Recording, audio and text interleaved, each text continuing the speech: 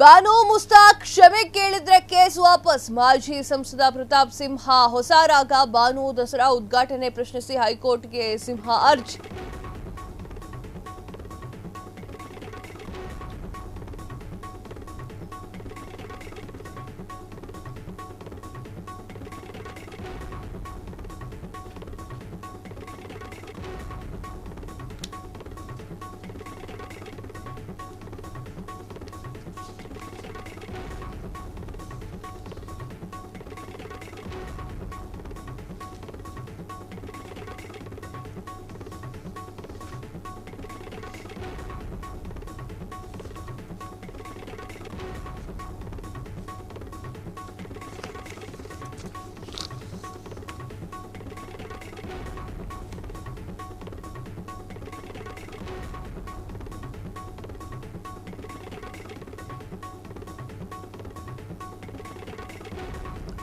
ಬಾನು ಮುಸ್ತಾಕ್ ಕ್ಷಮೆ ಕೇಳಿದ್ರೆ ಕೇಸ್ ವಾಪಸ್. ಮಾಜಿ ಸಂಸದ ಪ್ರತಾಪ್ ಸಿಂಹ ಹೊಸ ರಾಗ. ಬಾನು ದಸರಾ ಉದ್ಘಾಟನೆ ಪ್ರಶ್ನಿಸಿ ಹೈಕೋರ್ಟ್ಗೆ ಸಿಂಹ ಅರ್ಜಿ.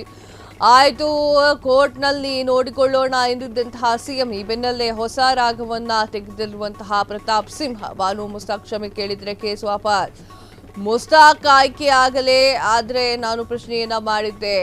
ಬಾನು ಮುಸ್ತಾಕ್ ಬಗ್ಗೆ ಅವರು ಸಾಧನೆಯ ಬಗ್ಗೆ ಗೌರವವಿದೆ, ಆದರೆ ದಸರಾ ಧಾರ್ಮಿಕ ವಿಚಾರ ಉದ್ಘಾಟನೆಗೆ ಬಾನು ಬೇಡ. ಬಾನು ಮುಸ್ಲಿಂ ಅಂತ ನಾನು ವಿರೋಧವನ್ನ ಮಾಡ್ತಾ ಇಲ್ಲ. ಕನ್ನಡ ತಾಯಿ ಬಾವುಟದ ಬಗ್ಗೆ ವಿವಾದದ ಮಾತಾಡಿದ್ರು. ಅವರು ಕ್ಷಮೆ ಯಾಚಿಸಿದ್ರೆ ಕೇಸ್ ವಾಪಸ್ ಪಡಿತೇನೆ. ಮಾಜಿ ಸಂಸದ ಪ್ರತಾಪ್ ಸಿಂಹ ಅವರ ಹೇಳಿಕೆ ಈಗ ಚರ್ಚೆಯನ್ನ ಮೂಡಿಸಿರುವಂಥದ್ದು. ಎಸ್ ವೀಕ್ಷಕರೇ, ಏನಾಗಿತ್ತು? ಬಾನು ಮುಸ್ತಾಕ್ ಅವರು ಬೂಕರ್ ಪ್ರಶಸ್ತಿಯ ವಿಜೇತರಾಗಿದ್ರು.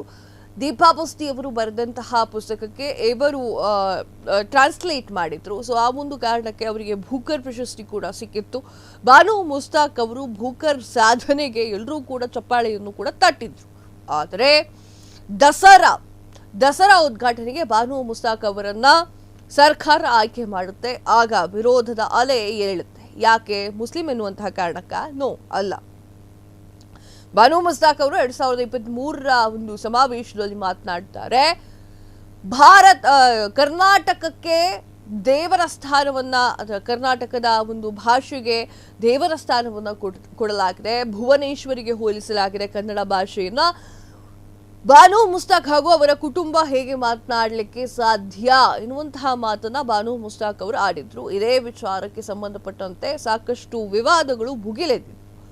ಅದರಲ್ಲಿ ಮೊದಲನೇದಾಗಿ ಪ್ರತಾಪ್ ಸಿಂಹ ಅವರು ಒಂದಿಷ್ಟು ಹೇಳಿಕೆಯನ್ನ ನೀಡಿದ್ರು. ನೀವು ನಮ್ಮ ಸಂಸ್ಕೃತಿ ಸಂಪ್ರದಾಯಗಳನ್ನೇ ಒಪ್ಕೊಳ್ದೆ ಹೋದವರು ಹೇಗೆ ಉದ್ಘಾಟನೆಯನ್ನ ಮಾಡಲಿಕ್ಕೆ ಸಾಧ್ಯ?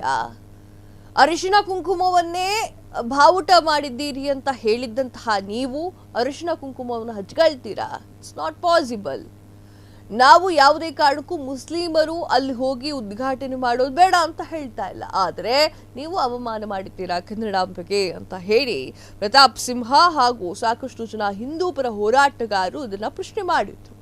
ಅದಕ್ಕೆ ಪ್ರತಾಪ್ ಸಿಂಹ ಅವರು ಒಂದು ಹೆಜ್ಜೆ ಮುಂದೆ ಹೋಗಿ ಕೇಸ್ ಹಾಕ್ತೀನಿ, ಕೋರ್ಟ್ಗೆ ಹೋಗುತ್ತಿದ್ದು ಅಂತ ಹೇಳಿದ್ರು. ಕೋರ್ಟ್ ಏನು ಹೇಳುತ್ತೋ ನೋಡೋಣ ಅಂತ. ಸಿದ್ದರಾಮಯ್ಯ ಅವರು ಹೋಗಿ ಕೋರ್ಟ್ ಏನು ಹೇಳುತ್ತೆ ನೋಡೋಣ ಅಂತ ಅವರು ಕೂಡ ಹೇಳಿದ್ರು. ಸೊ ಈ ಒಂದು ನಿಟ್ಟಿನಲ್ಲಿ ಈಗ ಪ್ರತಾಪ್ ಸಿಂಹ ಅವರು ರಾಗವನ್ನು ಚೇಂಜ್ ಮಾಡ್ಕೊಂಡಿದ್ದಾರೆ. ಬಾನು ಮುಸ್ತಾಕ್ ಅವರು ಸಾರಿ ಕೇಳಬೇಕು, ಸಾರಿ ಕೇಳಿದ್ರೆ ಈ ವಿಚಾರವನ್ನು ಇಲ್ಲೇ ಬಿಡ್ತೇವೆ, ಸಾರಿ ಕೇಳಲಿಲ್ಲ ಅಂತಂದ್ರೂ ಮುಂದೆ ಹೋಗುತ್ತೆ. ಯಾವ ವಿಚಾರಕ್ಕೆ ಸಾರಿ ಕೇಳಬೇಕು? ಕನ್ನಡದ ಬಗ್ಗೆ ಮಾತನಾಡಿದ್ದು ವಿವಾದಾತ್ಮಕವಾಗಿ ಹೇಳಿಕೆಯನ್ನು ನೀಡಿದ್ರಲ್ಲ, ಆ ಒಂದು ನಿಟ್ಟಿನಲ್ಲಿ ಸಾರಿ ಕೇಳಬೇಕು ಎನ್ನುವಂಥದ್ದು ನಾನು ಕೇಳ್ತಾ ಇದ್ದೀನಿ. ಪ್ರತಾಪ್ ಸಿಂಹ ಅವರಿಗೆ ಸಾರಿ ಕೇಳಿದ್ರೆ ಮುಗ್ದು ಹೋಗುತ್ತಾ? ಆ ಹಾಕಿರುವಂತಹ ಅಥವಾ ಒಂದು ಗಾಜಿನ ಒಂದು ಬಾಟಲ್ ಕೆಳಗೆ ಬಿದ್ದು ಒಡೆದು ಹೋದ್ಮೇಲೆ ಅದು ಮತ್ತೆ ಜೋಡಿಸಿದ್ರೆ ಸರಿ ಆಗ್ಬಿಡುತ್ತಾ? ನೀರು ನಿಂತ್ಕೊಂಡ್ಬಿಡುತ್ತಾ? ಸಾರಿ ಕೇಳಿದ್ರೆ ಸರಿ ಆಗುತ್ತಾ? ಸಾರಿ ಕೇಳಿ ಸಮಾಧಾನ ಆಗುತ್ತೆ, ಸರಿಯಾಗಲ್ಲ. ಆಯ್ತು, ಕೋರ್ಟ್ನಲ್ಲಿ ನೋಡ್ಕೊಳ್ಳೋಣ ಅಂತ ಹೇಳಿ ಸಿದ್ದರಾಮಯ್ಯ ಅವರು ಮಾತನಾಡಿದ್ರು. ಅದರ ಬೆನ್ನಲ್ಲೇ ಈಗ ಪ್ರತಾಪ್ ಸಿಂಹ ಅವರು ರಾಗವನ್ನ ಚೇಂಜ್ ಮಾಡಿದ್ದಾರೆ.